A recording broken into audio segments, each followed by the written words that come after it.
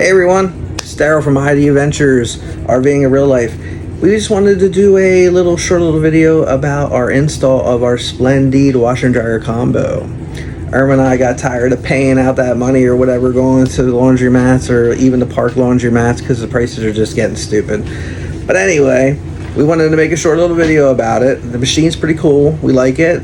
Works out good for us and our lifestyle. There's bunch of different options out there, but we decided to go with the washer and dryer combo.